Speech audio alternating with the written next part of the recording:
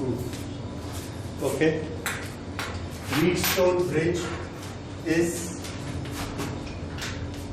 made by different resistances connected in a particular design in which 4 resistances are connected. The 2 ends are connected with the battery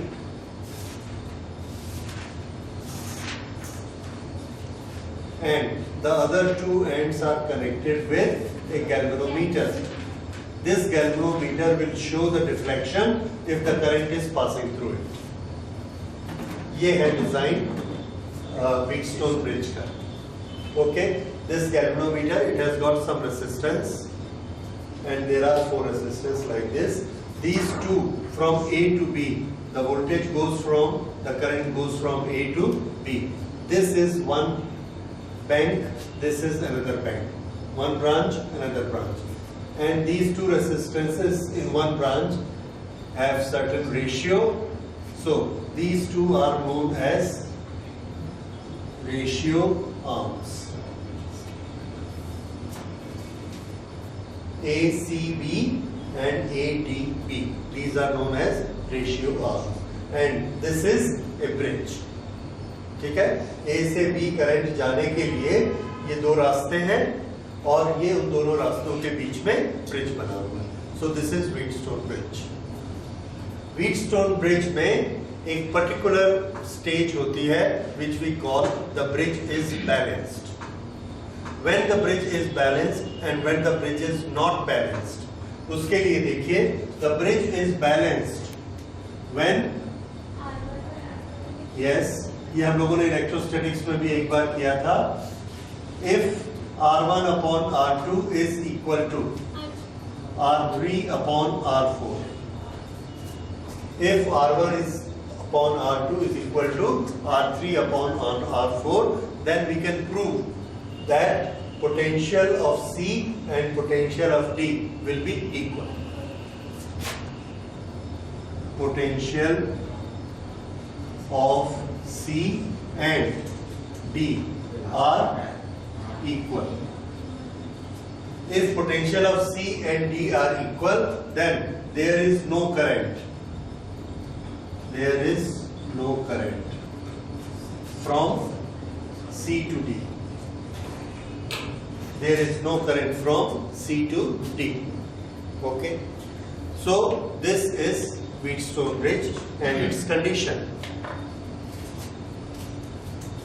C to D जो current जा रही है, इस current को हम बोलेंगे IG. So IG is equal to 0. अच्छा, अब देखिए condition. If R1 upon R2 is equal to R3 upon R4, then our result is that IG is equal to 0. अगर इसी को हम उल्टा कर दें, if it is given to us that IG is equal to 0, then what is the result we can draw? R1 upon R2 is equal to R3 upon R4. अगर हमको ये दिया है कि ये रिलेशन इसमें एग्जिस्ट करता है, तो हम क्या मान लेंगे? IG कितना है? 0. और अगर हमको ये दिया है कि IG 0 है, तो हम क्या मान लेंगे? R1 upon R2 is equal to R3 upon R4. ठीक है? ये Okay, so this is a balanced Wheatstone bridge. अब इसका एक छोटा सा प्रूफ है. We can prove that if R1 upon R2 is equal to R3 upon R4, then IG is equal to 0.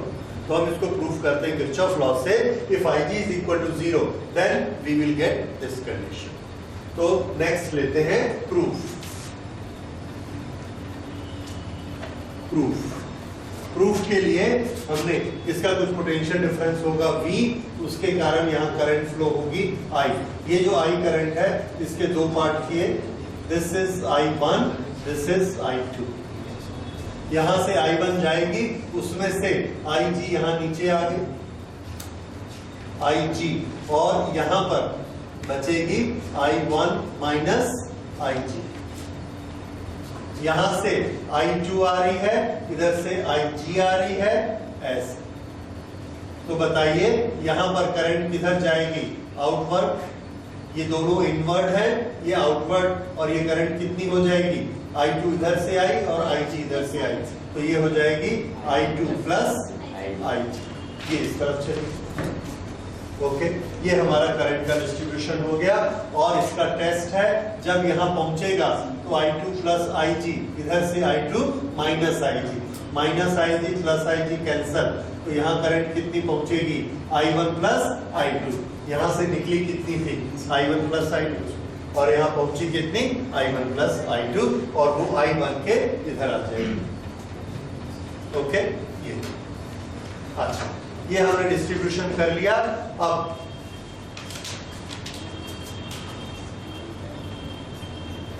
Current is distributed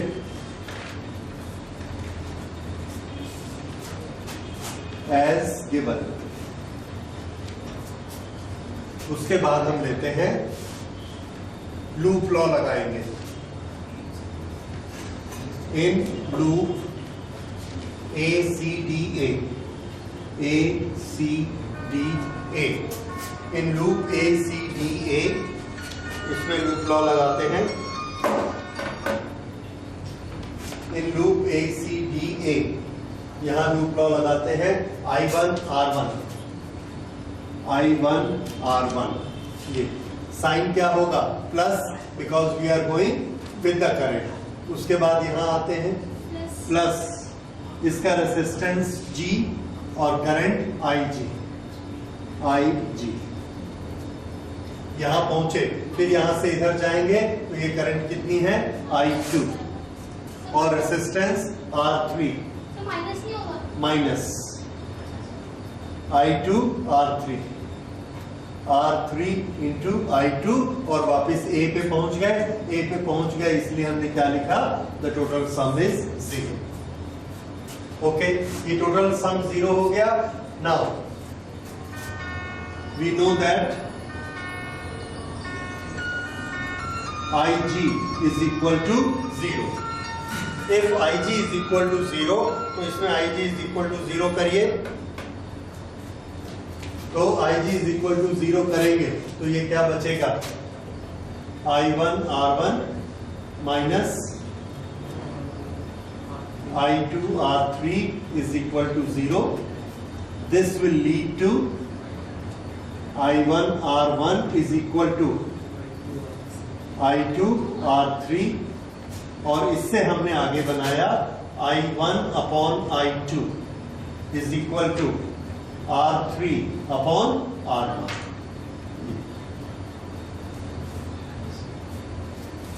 I1 upon I2 is equal to R3 upon R1, ये बन गया है।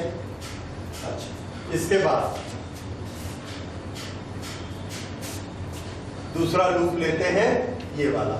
अभी हमने इसको calculate किया था। Now we take this loop. Okay, I1 minus IG, this is loop 1, this is loop 2। In loop 2, C, B, D, and C. I1 minus IG, multiplied by R2। इधर आएगा, अपोजिट कैलकुलेशन कर रहे हैं, इसलिए minus I2 plus IG, this is to be multiplied by R4। यहां जाएंगे, फिर उल्टा हो जाएगा, minus IG to be multiplied by G, और यहां वापस पहुंच गए, this is equal to 0। Okay, again since IG is equal to 0, so this is I1 R2 minus I2 R4 is equal to 0. This gives I1 R2 is equal to I2 R4, and this gives I1 upon I2 is equal to R4 upon R2। This is equation number 2. Now, yes. Potential of C are equal. C and D. C and D are equal. तो उसके बाद Potential of C and D are equal. C and D are equal, and there is no current in this branch.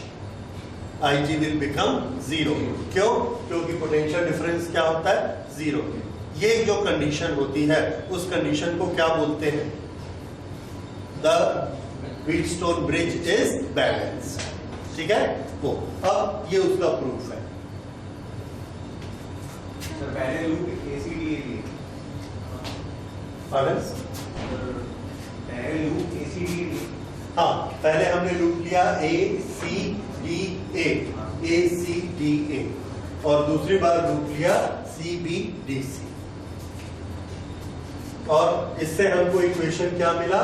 This, और IG को हमने क्या माना? 0, क्योंकि हमने पॉइंट D ऐसा सर्च किया है कि IG हमको 0 मिले.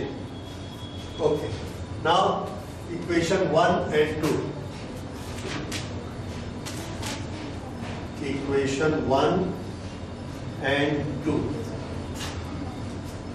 दोनों को कंपेयर किया, दोनों I1 upon I2 के इक्वल हैं. So what does it give it? R3 upon R1 is equal to R4 upon R2.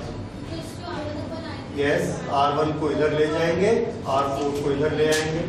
So this will be R1 upon R2. R1 upon R2 is equal to R3 upon R4. R3 upon R4. This is the proof we have done. हमने start क्या किया? Given that IG is equal to 0. अगर IG is equal to 0 करते हैं तो loop law से हमने क्या प्रूफ किया? R1 upon R2 is equal to R3 upon R4. इसलिए अगर IG 0 है तो ये रेशियो होगा, और इसी को उल्टा करते हैं, अगर ये रेशियो ट्रू है तो IG कितना हो जाएगा? 0. सो दिस इज व्हीटस्टोन ब्रिज. तो व्हीटस्टोन ब्रिज में इन दोनों का रेशियो इन दोनों के रेशियो के बराबर होता है. Wheatstone bridge is a principle, और इस प्रिंसिपल पर हमने जो एक इक्विपमेंट बनाया हुआ है that is a meter bridge. तो हम लोग अब मीटर ब्रिज स्टडी करेंगे. मीटर ब्रिज में R1, R2, R3, R4 there are 4 resistances. अगर इसमें से हमको 1, 2, 3 मालूम है, फोर्थ मालूम कर सकते हैं. कोई भी 3 मालूम है तो फोर्थ हम मालूम कर सकते हैं. तो देखिए मीटर ब्रिज क्या होता है. Meter bridge is a device, और ये आपके प्रैक्टिकल में भी है.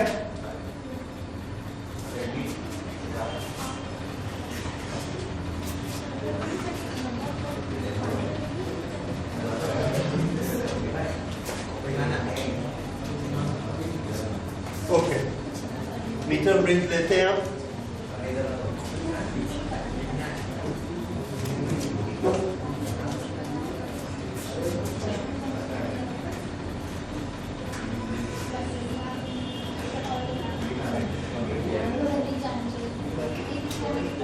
Meter bridge is normally made of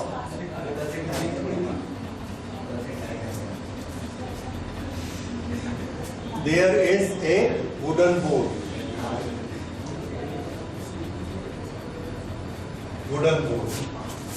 इस वुडन बोर्ड के ऊपर कंडक्टर ब्रास, उसकी कुछ पट्टियां लगी रहती हैं, स्ट्रिप्स. वो स्ट्रिप्स ऐसी रहती हैं.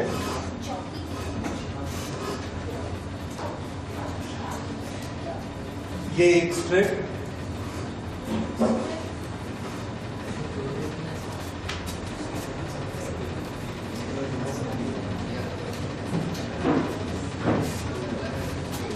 इसमें कनेक्टिंग स्क्रू लगे रहेंगे.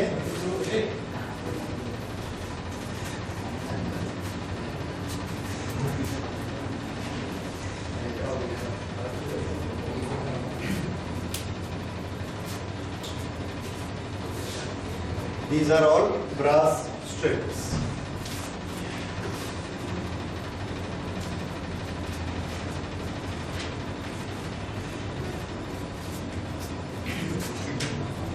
यहाँ पर दो गैप रहते हैं, gap 1, gap 2।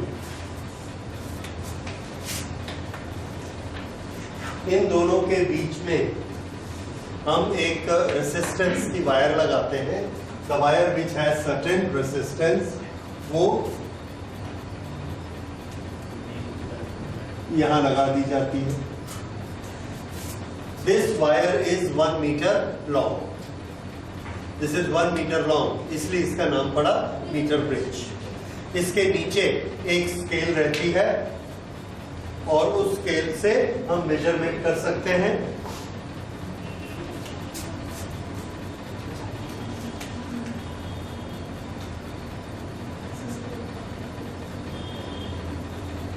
This is 1 meter long scale and it has graduation of millimeters.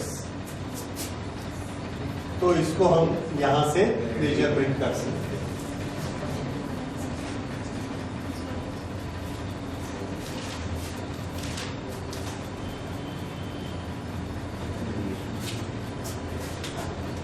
Okay, basically metre bridge का ये वाला इक्विपमेंट आपको मिलता है। अब इसमें हम लोग जो फिटिंग करते हैं, यहां पर फर्स्ट गैप में we fit 1 resistance box.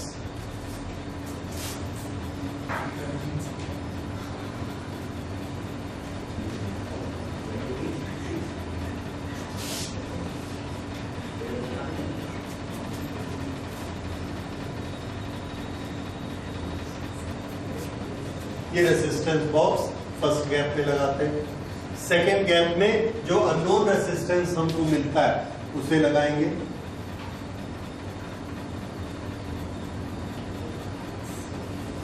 This resistance box, with help of resistance box we can create any type of resistance. जो हमको अमाउंट रेसिस्टेंस का चाहिए, 5 ओम, 2 ओम, 3 ओम, 1 ओम, वो हम इसमें क्रिएट कर सकते हैं। So this act as R1, this is R1। और चूंकि इसको हम देखकर वहां क्रिएट करते हैं कि हम कितना रेसिस्टेंस क्रिएट कर रहे हैं, therefore this is a known resistance, it is a known resistance. ये जो रेसिस्टेंस है, this acts as R2 here, R2, and this is unknown. So there are known and unknown. ये दो रेसिस्टेंस हमने यहां फिट किए। उसके बाद इसका जो centre,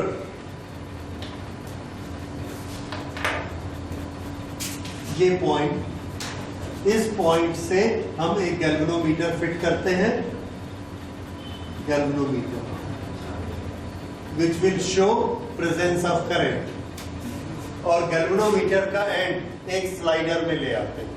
slider is like a pen, यहां पर इसकी तार लगा देते हैं, and that is known as jockey also. इसको हम तार में कहीं पर भी टच कर सकते हैं। टच करने से वो एक जंक्शन बन जाएगा। ये वाला जो पॉइंट है, this is equivalent two point C, और जहां हम इसको टच करेंगे that will become point D। ये वाला पॉइंट इक्विवेलेंट है पॉइंट A के, A, और ये वाला पॉइंट है B। So A, B, C, D, यहां का रेसिस्टेंस R1, यहां का रेसिस्टेंस R2। इस रेसिस्टेंस वायर में यहां से लेके यहां तक जो रेसिस्टेंस है दैट इज R3, और यहां से लेके यहां तक जो रेसिस्टेंस है दैट इज R4। इस तरह से इन दोनों को अब अगर हम कंपेयर करते हैं, इट इज एग्जैक्टली सेम। ये हमने क्रिएट कर लिया लैब में। So meter bridge works on the principle of Wheatstone bridge. If meter bridge is constructed as Wheatstone bridge, then if current Ig is equal to 0, then what do we get? What the result we get? R1 upon R2 is equal to R3 upon R4. Okay. So this point D, how do we start? First we take out some resistance from resistance box. Some resistance is created here. अंदाज से whatever we estimate, थोड़ा सा इसका resistance निकालते हैं, which we think must be equal to this. Okay. After that, we make hit and trial method. By the trial, we take different points here. When we take this jockey here, then there is a deflection on one side. When we take the jockey here, there is a deflection on the other side. We search for a point D such that there is no deflection. अगर कोई deflection नहीं होता है वहां पर आकर हम इसको रोकते हैं and with the help of this scale we measure this distance. Let this distance be L. If this distance is L, then from this point to this point, this distance will be 100 minus L. Okay? अब मान लीजिए इसके यहां तक हमने नापा L centimetre, इसके 1 centimetre में रेसिस्टेंस है रो, 1 सेंटीमीटर में रो, 2 सेंटीमीटर में 2 रो एंड L सेंटीमीटर में L इंटू रो, तो R3 किसके बराबर हुआ? Rho into L1। यहां से लेके यहां तक का रेसिस्टेंस R4 ये किसके बराबर हुआ? Rho into 100 minus L। Now this is a balanced condition of Wheatstone bridge. If it is a balanced condition, then what we can write?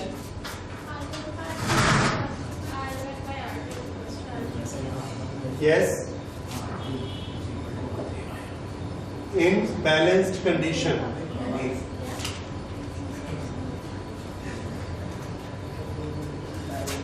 R1 upon R2 is equal to R3 upon R4.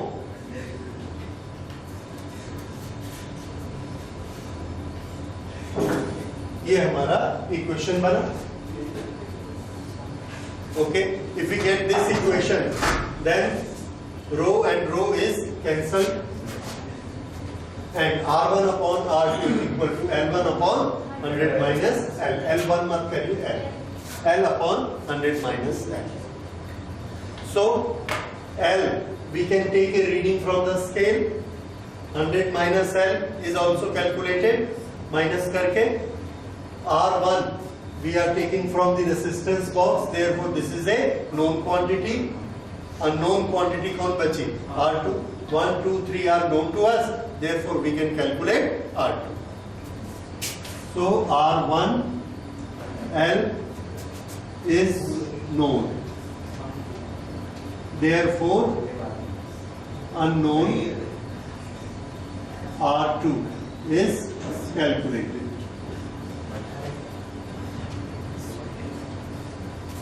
So this is meter bridge and how it works. ये आपके practical में आएगा. तो practical में अगर ये आए, practical में अगर ये आएगा तो इसके साथ वाइवा भी होगा.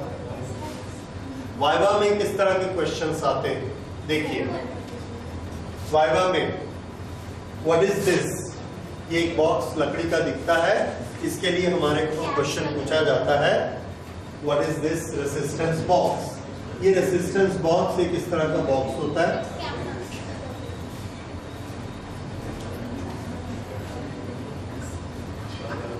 इसके ऊपर ब्रास के कनेक्टर्स लगे रहते हैं लाइक दिस.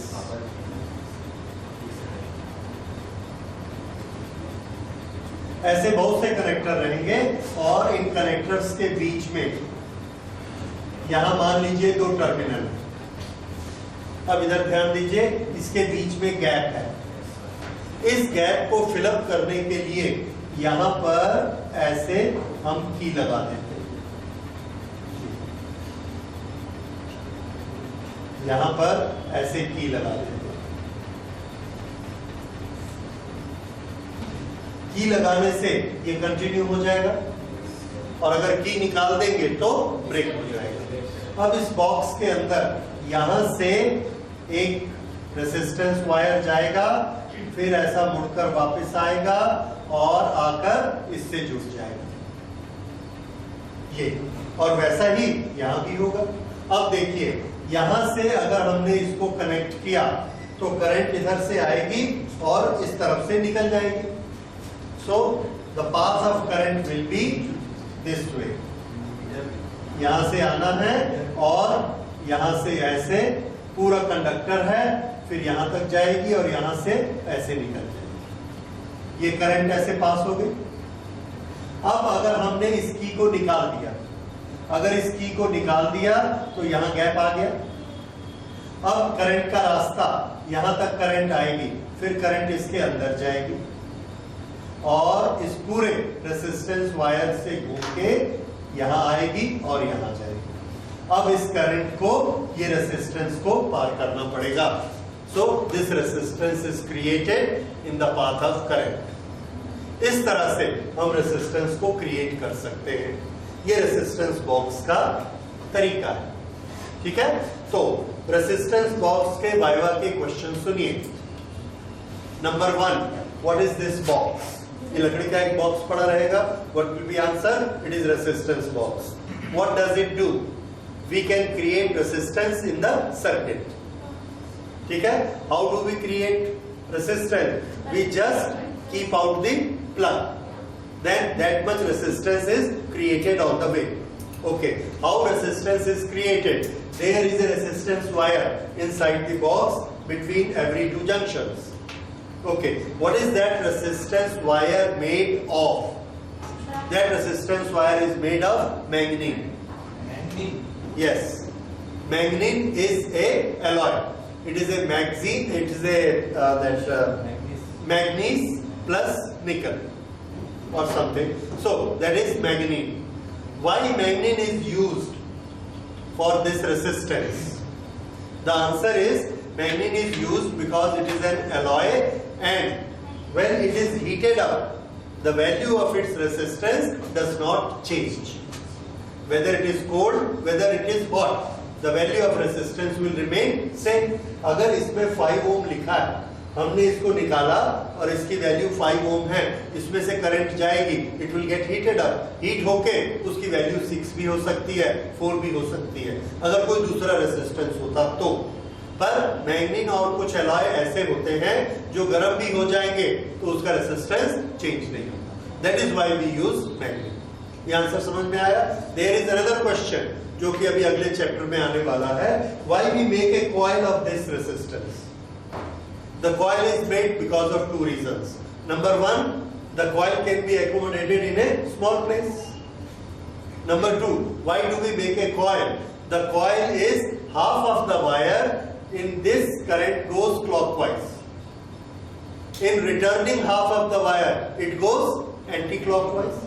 Clockwise, फिर anti-clockwise. Why? The clockwise makes magnetization or the magnetic field in one direction, and the anti-clock make magnetic field in the opposite direction, so the magnetic field are cancelled, and due to magnetic field there is no induction, magnetic induction, and there is no opposition to the current due to magnetic field.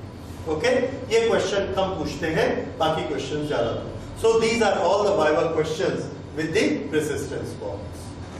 और इसमें what are the possible errors? There are possible errors at this junction. इस junction में error हो सकती है, उसके कारण कुछ एक्स्ट्रा रेजिस्टेंस हो सकता है जिसको हम लोग कैलकुलेट नहीं कर सकते। कैसे हो सकती है? इधर से वायर आ रही है, रेजिस्टेंस वायर, और ये हमने ब्रास की पट्टी इस पर रखी, ब्रास की पट्टी ऐसे रखी, तो करंट कहां से स्टार्ट होगी? यहां से। और अगर टाइट करने में ये ब्रास की पट्टी ऐसे होगी तो फिर क्या होगा? करंट यहां से स्टार्ट होगी, ये एक्स्ट्रा लेंथ आ गई, हम तो इसको नाप नहीं रहे। So there may be end correction due to this end error, और इसके लिए हमको क्या करना पड़ता है? End correction. दूसरा देखिए, यहां पर जहां से करंट स्टार्ट होगी उस जगह से रेजिस्टेंस चालू, लेकिन ये स्केल इस पर परमानेंट लगी हुई है बोर्ड पे, उस स्केल का 0 एग्जैक्ट उस जगह पर हो ये जरूरी नहीं है। फिटिंग में 0 आगे पीछे हो जाता है तो वायर अलग जगह से स्टार्ट होती है, 0 अलग जगह से स्टार्ट होती है, that is known as 0 error. अगर ज्यादा डिफरेंस होता है तो हम उसको काउंट कर लेते हैं। Otherwise, what precaution we take? एक बार हम ऐसे एक्सपेरिमेंट करेंगे और उसकी जब सेकंड रीडिंग लेंगे then this resistance will fit in gap number 1 और इसको कहां फिट करेंगे, गैप नंबर 2। तो एक बार इधर का रेजिस्टेंस इसके कंपैरिजन में होगा, दूसरी बार इसके कंपैरिजन में होगा। When we take the average the errors are cancelled. ठीक है, इसलिए आपको 2 बार रीडिंग लेनी। अच्छा, अब और छोटी सी चीज, अगर आपसे वाइवा में ये पूछा जाता है ये जो रेजिस्टेंस है इसकी वैल्यू अगर हम कम कर दें तो ये वाली लेंथ छोटी हो जाएगी या बड़ी हो जाएगी? क्या हो जाएगी? अगर ये रेजिस्टेंस को कम कर दें तो ये वाली लेंथ छोटी होगी या बड़ी होगी? देखिए R1 upon R2 is equal to L upon 100 minus L, that is L1 L2। अगर R2 को छोटा करेंगे तो L2 क्या होगा? छोटा होगा। समझ आया? तो ये चीज दिमाग में बैठा लीजिए, ये रेजिस्टेंस छोटा होता जाएगा तो ये लेंथ भी छोटी होती जाएगी। Is it clear? ठीक है, तो ये ध्यान रखना है आपको। So this is all about meter bridge. ये मीटर ब्रिज का यूज क्या होगा? To find out unknown resistance. इसके छोटे मोटे न्यूमेरिकल्स आपको आ सकते हैं और उसको आप इसी फॉर्मूले से बना सकते हैं। ओके, इसके बाद इसका हम एक अगला टॉपिक लेते हैं and that is potentiometer. Potentiometer is a device to measure potential difference.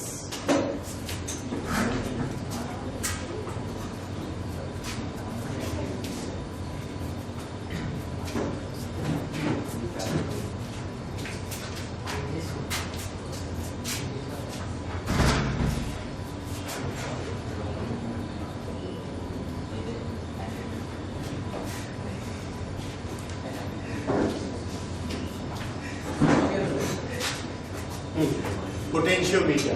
Potentiometer is a device to measure potential difference. और ये पोटेंशियल डिफरेंस को बहुत ही फाइनली और बहुत ही करेक्टली नापता है। पोटेंशियल डिफरेंस नापने के लिए हम लोग वोल्टमीटर को यूज करते हैं, but potentiometer is a better device.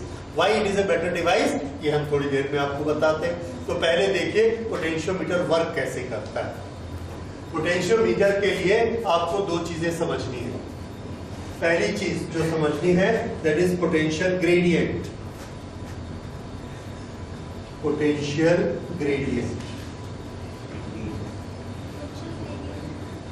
Potential gradient क्या होता है? हमारे पास एक लंबी तार है और उस तार पे ये this is A resistance wire, it has got certain resistance. ये उसके दोनों एंड्स हैं, इन दोनों एंड्स पर हमने पोटेंशियल डिफरेंस क्रिएट किया। यहाँ पर पोटेंशियल है V और यहाँ पोटेंशियल है 0। How we created it? इसके साथ हमने एक बैटरी लगा दी लाइक दिस। इसके साथ एक वेरिएबल रेजिस्टेंस लगा दिया ताकि हम इसके रास्ते में रेजिस्टेंस क्रिएट कर सकें।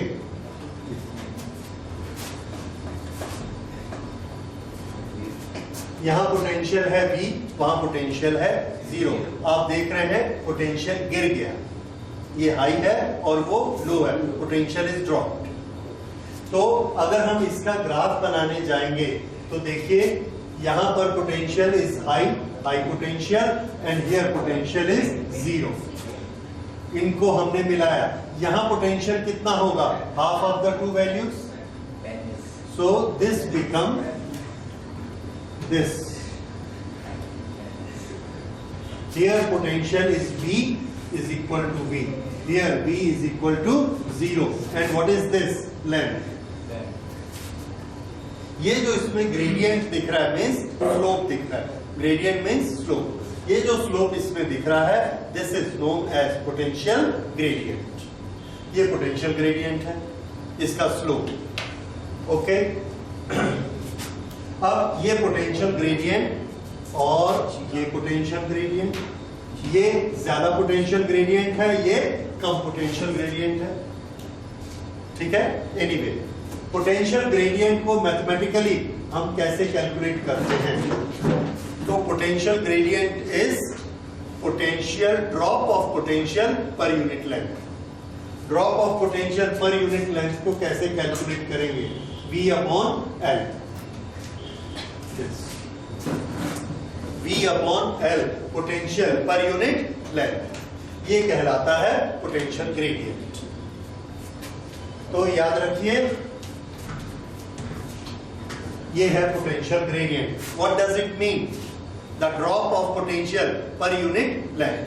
यहां से इसकी लेंथ यहां तक अगर 1000 मिलीमीटर है और यहां से यहां तक का पोटेंशियल डिफरेंस हमने इसको दिया 5 volt, 5 volt, then what is its potential gradient? Then potential gradient will be 5 divided by 1000 volt per millimeter. ये हमने किया, so this is 0.005 volt per millimeter. Length के बहुत सारे यूनिट्स होते हैं, ये आपने यूनिट में पढ़ा है।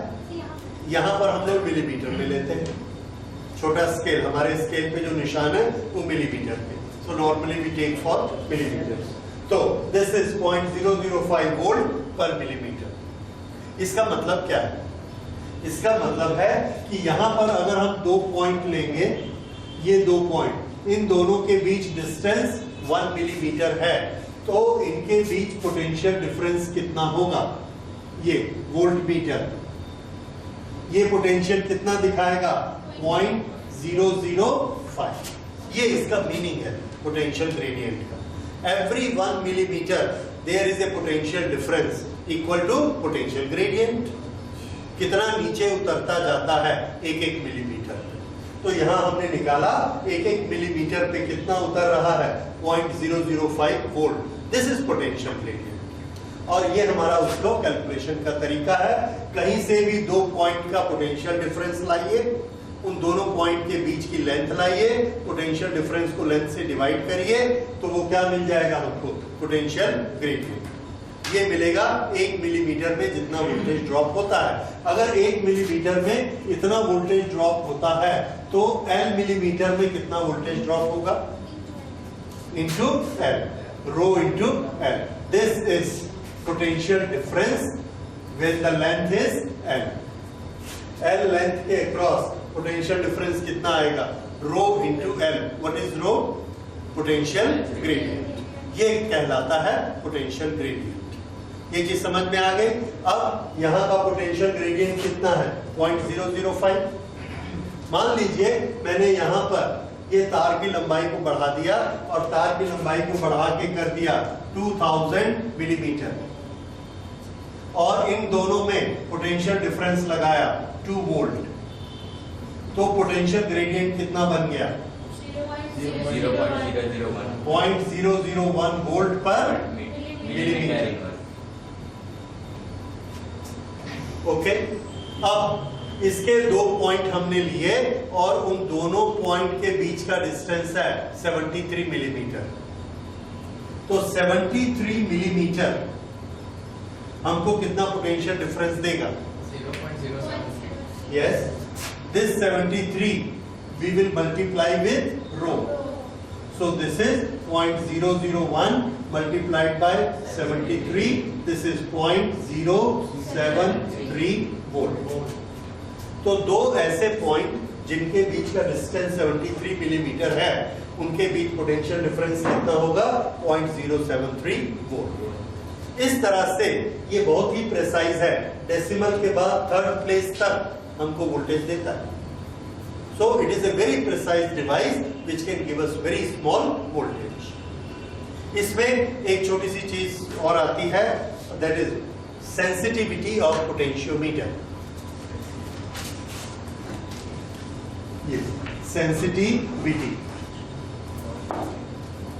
पोटेंशियल ग्रेडियंट जितना कम होता जाएगा उतना वो ज्यादा सेंसिटिव होता जाएगा, उतनी छोटी वोल्टेज हम उससे नाप सकते हैं। तो जितनी छोटी वोल्टेज नाप सकते हैं उतना हमारा पोटेंशियोमीटर ज्यादा सेंसिटिव कहलाएगा।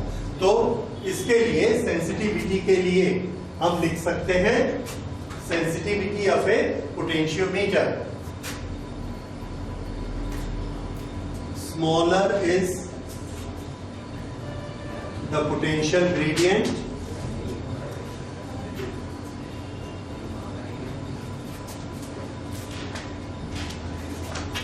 more is sensitivity. Smaller is potential gradient, more is sensitivity.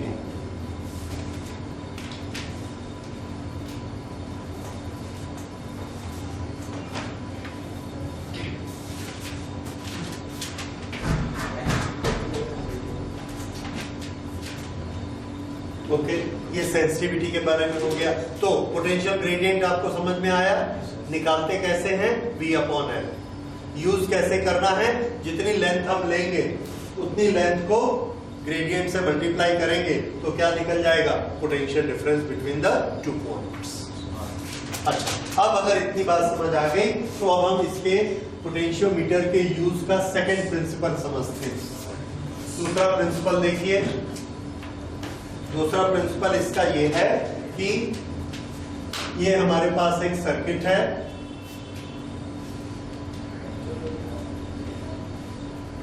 और यहां हमने इसमें गैल्वेनोमीटर लगाया जो करंट दिखाएगा, ये प्लस माइनस। इस बैटरी के कारण करंट कैसी होगी, क्लॉकवाइज की एंटी क्लॉकवाइज? ये ऐसे प्लस से निकलेगी, माइनस में जाएगी। This is anti clock. इसके कारण इस सर्किट में कैसी करंट होगी, क्लॉकवाइज। अब सर्किट या ब्रांच तो एक ही है, एक ही लूप है, तो इसमें करंट क्लॉकवाइज होगी या एंटी क्लॉकवाइज होगी? तो आंसर है इट डिपेंड्स कि किसका ईएमएफ ज्यादा है। इसका ईएमएफ E1 और इसका ईएमएफ E2। जिसका ईएमएफ बड़ा होगा उसकी डायरेक्शन में करंट फ्लो होगी और ये गैल्वेनोमीटर हमको दिखाएगा। ओके, अब अगर दोनों का ईएमएफ बराबर हो गया फिर क्या होगा, there will be no current. ये प्रिंसिपल हमको समझना है कि दो बैटरीज को हमने जोड़ा, किस तरह से जोड़ा, ये प्लस और इसका प्लस, ये दोनों यहां आ गए, दोनों के प्लस को एक तरफ कर दिया, दोनों के माइनस, इसके बीच में क्या लगाया, गैल्वेनोमीटर। और अगर ये गैल्वेनोमीटर की रीडिंग 0 हो गई तो हम क्या समझेंगे, दोनों की वोल्टेज कैसी हो गई, इक्वल। इसने जो यहाँ पोटेंशियल डिफरेंस क्रिएट किया वही इसने भी पोटेंशियल डिफरेंस क्रिएट किया। तो इसने पोटेंशियल डिफरेंस ऐसे क्रिएट किया V1, इसने पोटेंशियल डिफरेंस ऐसे क्रिएट किया V2, इधर बड़ा इधर छोटा, ऐसे कर। और करंट कितनी हो गई, 0। तो अगर 0 करंट हो गई तो हम क्या समझ जाएंगे, V1 is equal to V2। अब किसी भी सेल में अगर करंट 0 हो जाए तो हमने एक इक्वेशन पढ़ा हुआ है, V is equal to E minus IR। अगर करंट 0 हो जाती है, अगर करंट 0 हो गई तो V किसके बराबर हो जाता है, E के बराबर। तो हम ये भी कह सकते हैं E1 is equal to E2 when current is 0, otherwise V1 is equal to V2। तो ये कब होगा, व्हेन द करंट इज 0। ये प्रिंसिपल समझ में आया। तो पोटेंशियल ग्रेडियंट आपने समझा, ये दोनों को समझा, V1 is equal to V2। अब इन दोनों को समझने के बाद हम लोग देखते हैं कि पोटेंशियोमीटर को यूज कैसे करना। तो पोटेंशियोमीटर के दो यूज आपके सिलेबस में है। पहला यूज है to compare EMF of two sales.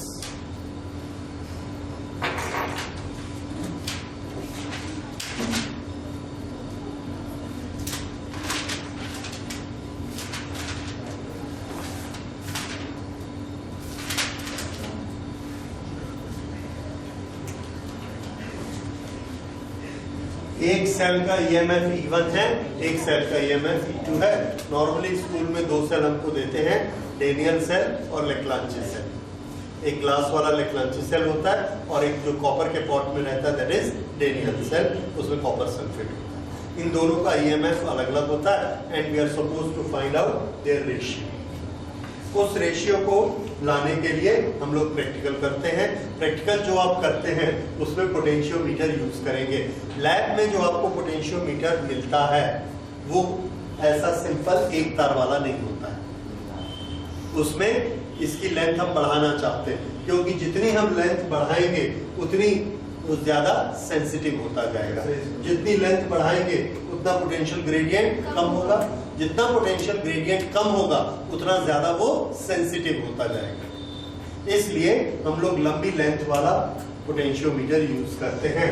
तो लैब में जो हम पोटेंशियोमीटर यूज करते हैं वो मीटर ब्रिज के जैसा ही एक लकड़ी के बोर्ड पर बना रहता है, but there are more than one wire, so there are normally 5 wires. ये हमने एक वुडन बोर्ड पर इसको बनाना है। इस वुडन बोर्ड पर बनाने के लिए यहां पर 1 2 3 4 ये 1 मीटर लॉन्ग ईच 5 तार रहते हैं और इन 5 तारों के बीच ये रेसिस्टेंस वायर है। इनके एंड्स को हम ब्रास कंडक्टर से जोड़ देते हैं।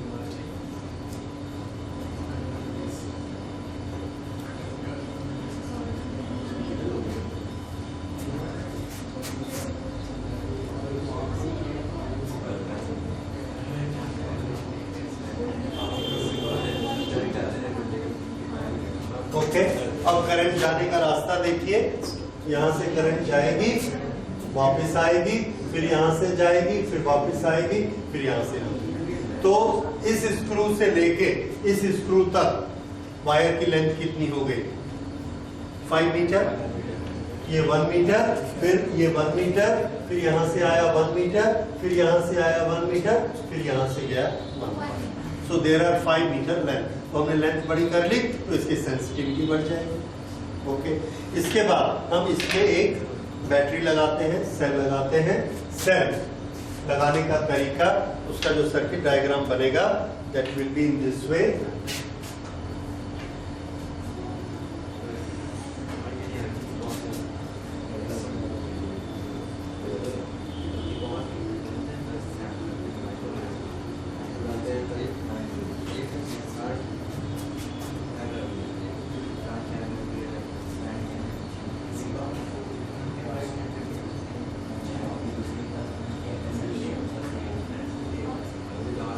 Okay, this is a key and that is rheostat.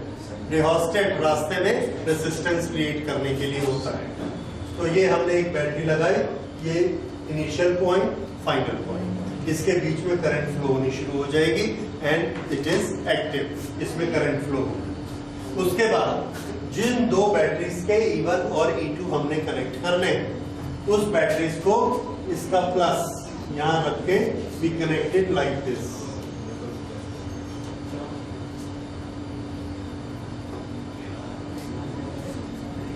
Plus minus.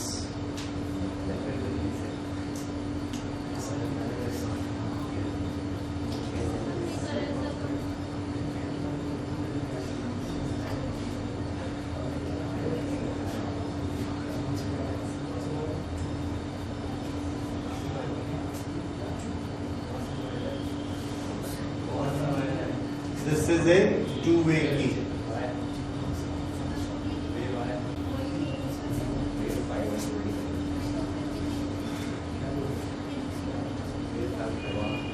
Galvanometer, इस गैल्वेनोमीटर के साथ एक जॉकी लगाते हैं, जिस जॉकी में टच इट एनीथिंग।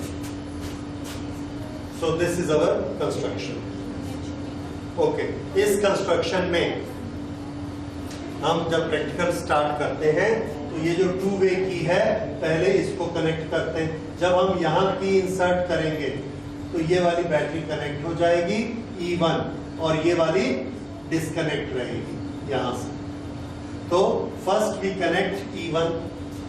जब हमने कनेक्ट किया E1 को तो देखिए E1 का प्लस और ये जो सोर्स सेल है उसका प्लस, दोनों एक ही तरफ है, उसका माइनस इधर आया, इसका माइनस इधर गया। ओके, तो ये जो पोटेंशियोमीटर में पोटेंशियल फैल गया है, यहां पर कौन है, इसका प्लस, यहां से पोटेंशियल कम होते जा रहा है, ऐसा कम होते जा रहा है, कम होते जा रहा है, यहां पहुंचा। तो इन दोनों पॉइंट के बीच में एक पोटेंशियल डिफरेंस है, जो हमने देखा था तार में 2 पॉइंट के बीच में पोटेंशियल डिफरेंस आता है, वो पोटेंशियल डिफरेंस इन 2 पॉइंट के बीच में आ गया। अच्छा, अब यहां से हमने अलग अलग जगह ट्राई किया, गैल्वेनोमीटर का डिफ्लेक्शन देखते रहे। एक तरफ करंट चलेगी तो ये ऐसा दिखाएगा, उल्टी करंट चलेगी तो ऐसा दिखाएगा, करंट नहीं चलेगी तो 0 दिखाएगा। यहां हमने देखा, यहां टच किया वो एक तरफ दिखाता है, यहां टच किया दूसरी तरफ दिखाता है। ऐसे ट्रायल करते गए, हिट एंड ट्रायल मेथड से ये वाला पॉइंट हमने निकाल लिया। इस पॉइंट पे क्या होता है, वो 0 पे रहता है, there is no current in the circuit. और वो जो चीज हमने अचीव की थी कि 2 सेल लगाए and there will be no current, यहां पर वो कौन है, ये दोनों पॉइंट के बीच एक पोटेंशियल डिफरेंस है, और इस बैटरी के कारण ये यहां से जुड़ा हुआ है, इन दोनों पॉइंट के बीच एक पोटेंशियल डिफरेंस है, इधर से इधर से, इसमें इधर से, और करंट क्या हो गई है, 0। इसका मतलब दोनों के पोटेंशियल डिफरेंस कैसे हो गए, आपस में इक्वल हो गए, इसीलिए करंट 0। तो इसका पोटेंशियल किसके बराबर है, जितना पोटेंशियल डिफरेंस इन दोनों पॉइंट के बीच में है। लेकिन इन दोनों पॉइंट के बीच का पोटेंशियल डिफरेंस उसको निकालने का हमको एक तरीका आता है। अगर इसका पोटेंशियल ग्रेडियंट रो है और यहां से लेके यहां तक की लेंथ ये ऐसे ऐसे ऐसे, ये लेंथ L1 है, तो इन दोनों के बीच पोटेंशियल डिफरेंस कितना हुआ, रो इंटू L1। रो क्या है, पोटेंशियल डिफरेंस पर millimetre, that is potential gradient, और यहां से लेके यहां तक कितने मिलीमीटर है, L1। तो पोटेंशियल डिफरेंस कितना हुआ, रो इंटू L1, रो इंटू L1, ये पोटेंशियल डिफरेंस आ गया। लेकिन इस पोटेंशियल डिफरेंस को बैलेंस किसने किया, E1 ने बैलेंस किया, इसलिए E1 इसके बराबर, E1 रो L1 हो गया। ठीक है, इसी तरह से ये जब हमारा एक बार हो गया, फिर हमने क्या किया, इस की को निकाल दिया। इस की को निकालने के बाद हमने इस की को कनेक्ट कर दिया। अब कौन सा सेल सर्किट में आ गया, E2, और E1 डिस्कनेक्ट हो गया। E2 जब सर्किट में आ गया, फिर से हमने पॉइंट ढूंढा और हमने देखा वो पुराना पॉइंट नहीं मिलता। अब वो किसी और जगह पर जाकर, यहां पर जाकर हम देखते करंट 0 हो गई, और ये पूरी लेंथ हमने निकाली, ये लेंथ निकाली तो यहां तक ये लेंथ हमको मिली L2। अब ये दोनों पॉइंट के बीच में पोटेंशियल डिफरेंस कितना है, रो इंटू L2, और ये किसके बराबर है, E2, क्योंकि इसको बैलेंस किसने किया है, E2 ने बैलेंस किया। तो ये E1 और ये E2। अब दोनों को डिवाइड कर देंगे, what do we get, E1 upon E2 is equal to L1 upon L2। So this is how we can compare EMF of two cells। ऐसा क्यों करते हैं, ऐसा हम इसलिए करते हैं कि उन दोनों सेल में से एक का EMF स्टैंडर्ड होता है।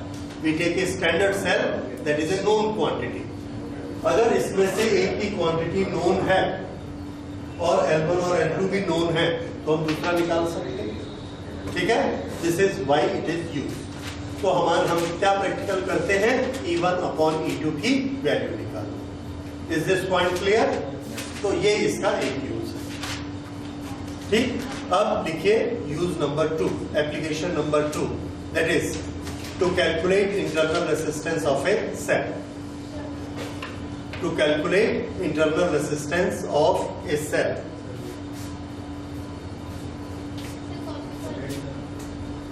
नो, इसका इंटरनल रेसिस्टेंस हमको पता लगाना है। इंटरनल रेसिस्टेंस के बारे में ये एक हो गया। दूसरा, to calculate internal resistance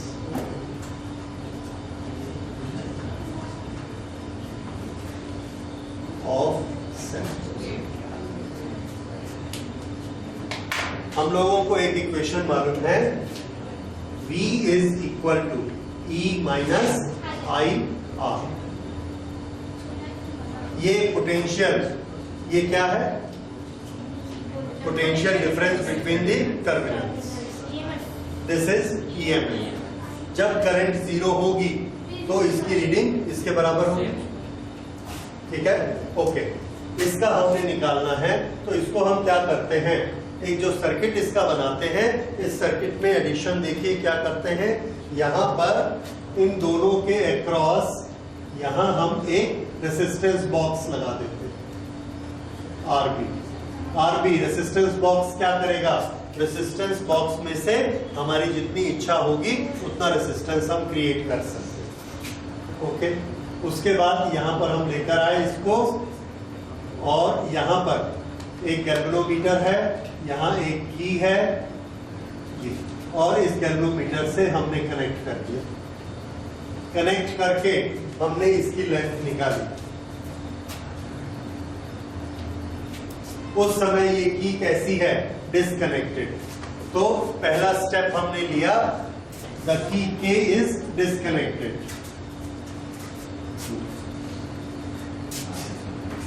step 1, के डिस्कनेक्टेड।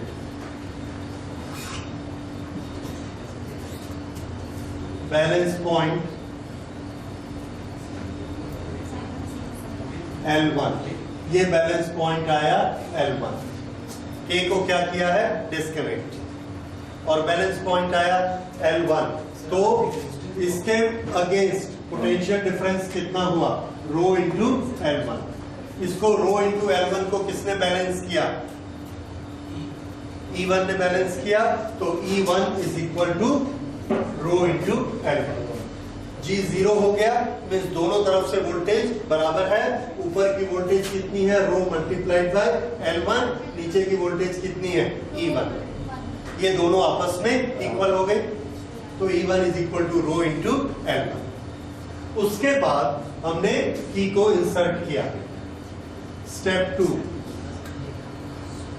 की K is inserted after creating a resistance